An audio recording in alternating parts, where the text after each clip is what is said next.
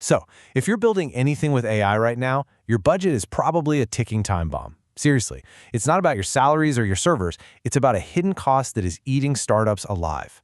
So let's just get right into it. We're going to figure out why your AI cost forecast is almost certainly wrong, and, what you can actually do about it. This whole thing started because of a simple, almost impossible question from a friend of mine. He was trying to put together a budget for a new AI chatbot, and he realized he had absolutely no idea what to tell his client it would cost. And that one simple question, well, it pretty much exposes this huge crack in the whole AI gold rush. And it's not just him. Look at this number. A recent study found that a staggering 85% of companies are forecasting their AI costs inaccurately. They're not modeling, they're just guessing. And they're guessing wrong, really wrong. And it's having huge consequences for their bottom line. So, here's our game plan for today. First, we'll talk about this AI cost crisis. Then, we'll dig into why the old ways of budgeting just don't work here. After that, we'll look at a much better way to model real conversations, see what a difference that accuracy makes, and finally, show you how you can do it yourself. All right, first up, the AI cost crisis. I want you to think about these unpredictable AI expenses as like a hidden tax. It's this thing that's just silently eating away at your profit margins. And this chart just lays out the brutal reality. Your typical SaaS company, they're looking at really healthy gross margins, right? 75 to 90%. But AI startups? Whoa. They are often struggling to hit 50–55%. Some are even losing money on every single user. That giant gap you see? That's the hidden tax we're talking about, right there in plain sight. And here's the crazy part. You'd think, okay, token prices are dropping like a rock. And by the way, tokens are just the little pieces of words that AI models chew on, so you'd think this problem would just go away, right? But it hasn't. It's this classic economic thing called the Jevons paradox. The cheaper a resource gets, the more we find new, creative, and complex ways to use it. So we've got these bigger context windows, more complex AI agents, and it all means that even with cheaper tokens, your total bill can still just absolutely explode. And this story, man, it just perfectly illustrates the stakes. There was this AI coding startup, and they were just burning through $500,000 a year in API credits, $500,000. By getting really smart about their costs, they managed to slash that bill all the way down to $50,000. And that $450,000 they saved, that wasn't just pocket change. For them, that was literally the difference between keeping the lights on and shutting down for good. Okay, so that leads us to our next section. Why does this happen? Why does AI budgeting fail so badly? Well, the most important thing to get is this. It is nothing like forecasting your server costs. With traditional cloud stuff, costs scale in a nice, clean, predictable line. You add more users, you spin up more servers. Easy. But AI costs? They don't play by those rules. Not at all. A single conversation that just gets a little longer doesn't just add a little bit of cost. It can multiply it, sometimes by 4x or more, which makes the final bill totally unpredictable. Okay, and here's a little detail that almost everyone misses. Input tokens and output tokens are not priced the same. It's a huge deal. Take a model like Claude Sonnet 4, for example. The tokens you send to the model might cost you, say, $3 per million.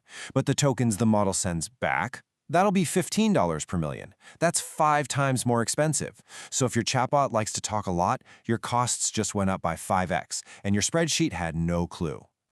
And then you've got this other killer concept, context accumulation.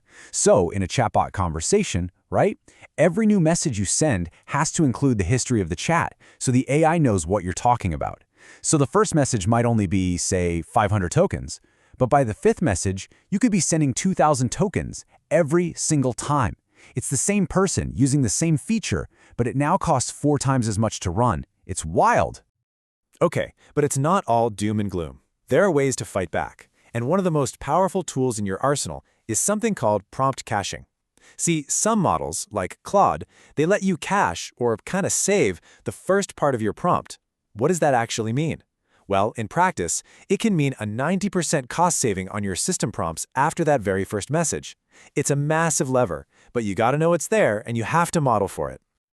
All right, so we've laid out all the problems, right? The hidden tax, the weird scaling, the context accumulation.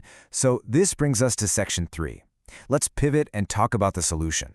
I want to introduce a tool called TokenTally, which was built specifically to handle all this complexity. So what's the big idea here? Just ask yourself this. What if your cost calculator wasn't just, well, a dumb calculator? What if it actually understood how conversations work? And that's exactly what makes something like TokenTally different. It doesn't just count tokens in a vacuum. No, it models the entire back and forth of a conversation.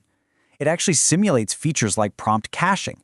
It knows that the first turn costs something different than the fifth turn. And it lets you compare like 16+ models from OpenAI and Anthropic side by side.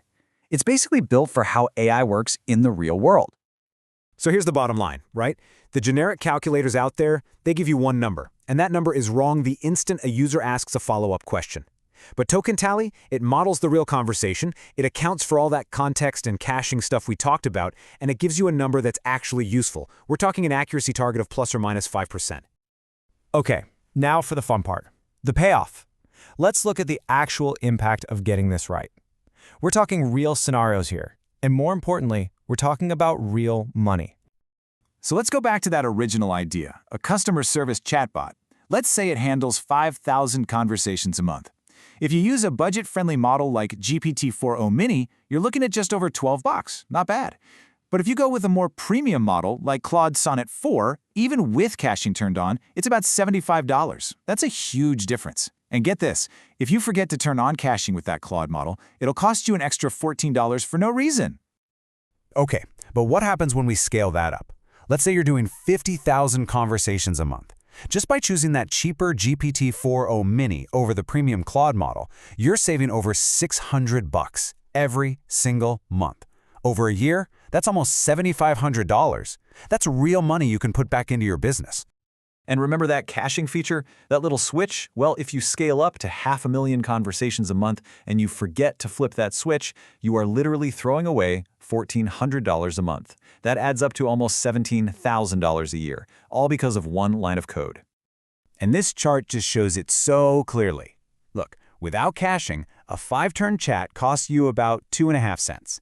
But turn caching on, and that cost drops to just 1.5 cents. I know, it sounds like pennies, but multiply that tiny difference by millions of conversations, and suddenly the impact is absolutely massive. Okay, and that brings us to the final section. Now, it's your turn.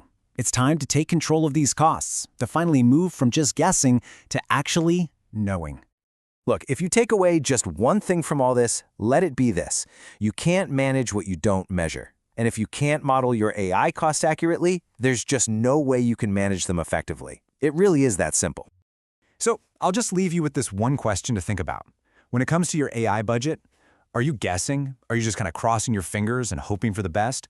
Or are you actually calculating your costs based on how this stuff really works in the wild? Because honestly, the difference between those two approaches, that could be the future of your company.